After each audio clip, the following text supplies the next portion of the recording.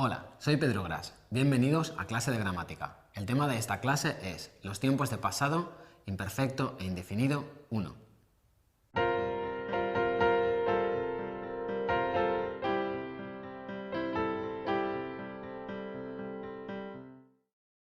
En esta clase vamos a explicar las diferencias entre las dos formas de pasado simples, el indefinido, hablé, y el imperfecto, hablaba. Y vamos a responder a la pregunta, ¿qué aporta el imperfecto frente al indefinido? Como ya hemos visto en otras clases, el indefinido hablé es el pasado normal, es la forma menos marcada para expresar pasado en español. Cuando digo ayer me encontré un billete de 50 euros, la forma me encontré significa que hablo de un momento pasado, ayer, y que la acción se completó. El pretérito imperfecto es una forma que existe en otras lenguas, como el francés, el italiano o el portugués, pero muchas otras lenguas, como el inglés, solo tienen un pasado simple. Por eso, para muchos aprendices de L que no tienen una forma de imperfecto en su lengua, resulta difícil saber cuándo se usa este tiempo. Para empezar, tenemos que saber que la diferencia entre estas dos formas no es una diferencia de tiempo. Veamos estos dos ejemplos. Ayer, cuando salí de casa, me encontré un billete de 50 euros. O ayer, cuando salía de casa, me encontré un billete de 50 euros. En los dos casos estoy hablando de un momento de pasado, de ayer, así que las dos formas expresan tiempo pasado. ¿Qué diferencia hay entre salí y salía? La diferencia, nuevamente, es de perspectiva. Es como imaginar dos escenas distintas de una película. Cuando elijo salí, intento que mi interlocutor imagine que el proceso de salir se ha completado, es decir, que me encontré el billete fuera de casa. Cuando elijo salía, intento que mi interlocutor imagine que el proceso todavía está en desarrollo, que estoy dentro del proceso de salir, o sea, que me encontré el billete en alguna parte de mi apartamento o de mi edificio, pero no en la calle. La diferencia entre presentar un evento como terminado o como una situación en curso, en desarrollo, es una diferencia de perspectiva que en gramática se llama aspecto.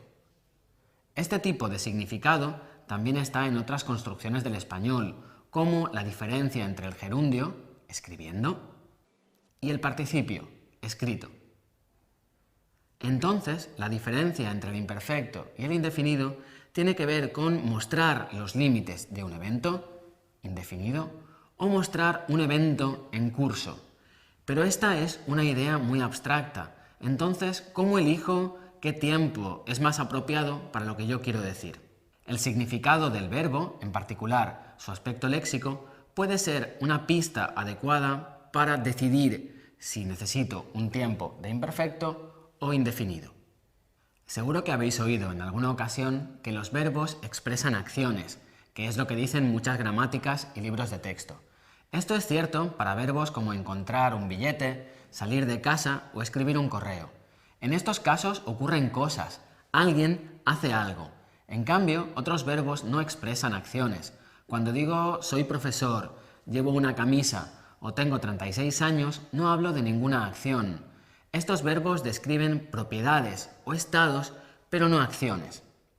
Atención, fijaos en que estoy usando el término verbo en un sentido amplio, que incluye no solo el verbo, sino también las palabras que lo acompañan, lo que las gramáticas llaman predicado. Esto es, no me refiero solo a encontrar, sino a encontrar un billete. Esto es importante porque el mismo verbo puede expresar acciones o propiedades o estados en función de las palabras que lo acompañan. Encontrarse un billete es una acción, alguien hace algo, mientras que encontrarse mal es un estado o una propiedad. En ese caso, nadie hace nada. Los tiempos imperfecto e indefinido se comportan de forma muy distinta con predicados de acción y con predicados de estados o propiedades. Salía de casa frente a salí de casa y era profesor frente a fue profesor expresan significados distintos. En esta clase nos vamos a centrar en los predicados de acción y en otra clase hablaremos de los predicados de estado o propiedad. Pues bien, cuando hablamos de predicados de acción, hablamos de situaciones en las que se produce algún cambio, en las que como mínimo necesitamos imaginar dos momentos. Si hablamos de salir de casa, necesitamos imaginar un momento inicial, dentro de casa, y un momento final, fuera de casa. Algo similar sucede con leerse un libro. En el momento inicial estoy en la página 1 y en el momento final llego a la última página. Con los predicados de acción, como por ejemplo salir de casa, si uso un tiempo indefinido, intento que mi interlocutor imagine desde el momento inicial hasta el momento final. Esto es lo que sucede con ejemplos como salí de casa o me leí un libro. Esta es la situación más frecuente para los predicados de acción. Pasamos de una situación a otra. Estar dentro de casa a estar fuera de casa, estar en la primera página a estar en la última página. Entonces, ¿para qué sirve el pretérito imperfecto en español? El imperfecto sirve para situarse dentro de la acción, sin mostrar sus límites, y podemos reconocer dos usos principales. A veces me interesa situarme dentro de la acción porque intento que mi interlocutor imagine que la acción se encuentra en proceso. Por ejemplo, si digo salía de casa, la película sería cuando salía de casa me encontré un billete de 50 euros.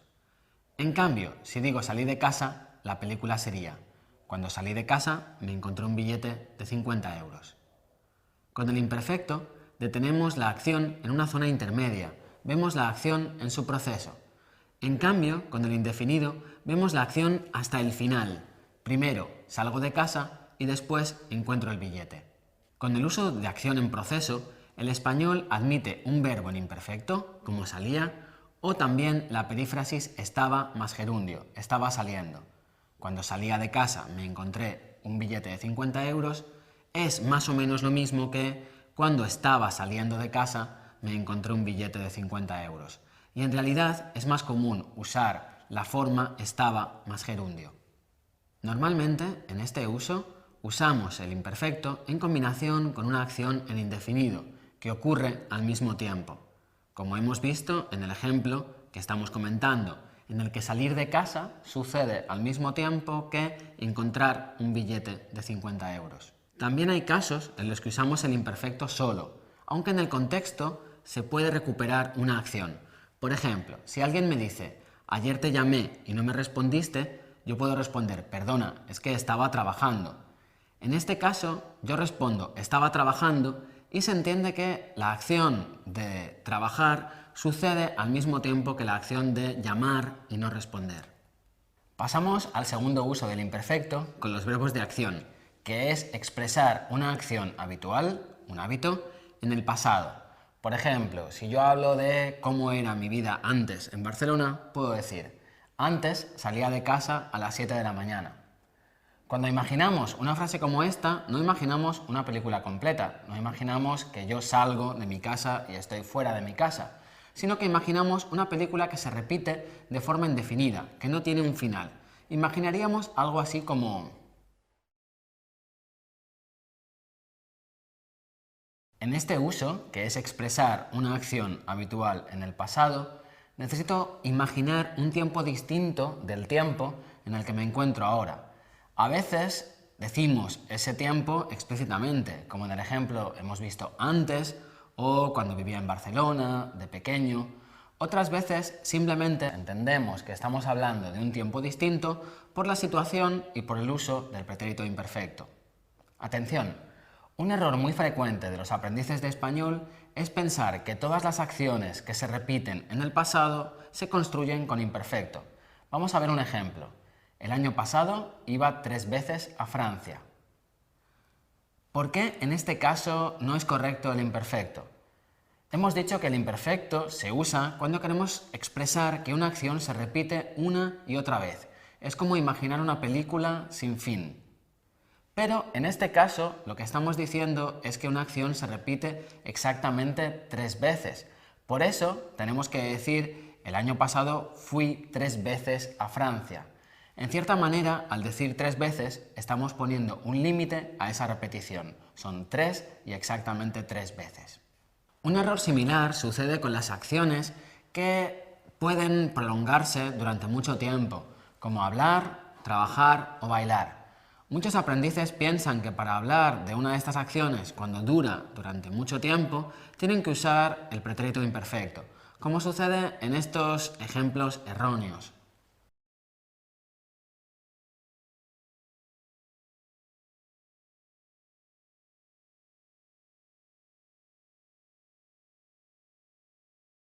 En estos casos, la única opción correcta en español es el pretérito indefinido, porque las expresiones de tiempo, toda la noche, toda la tarde o hasta muy tarde, nos invitan a imaginar el final, que es el final de la noche o el final de la tarde.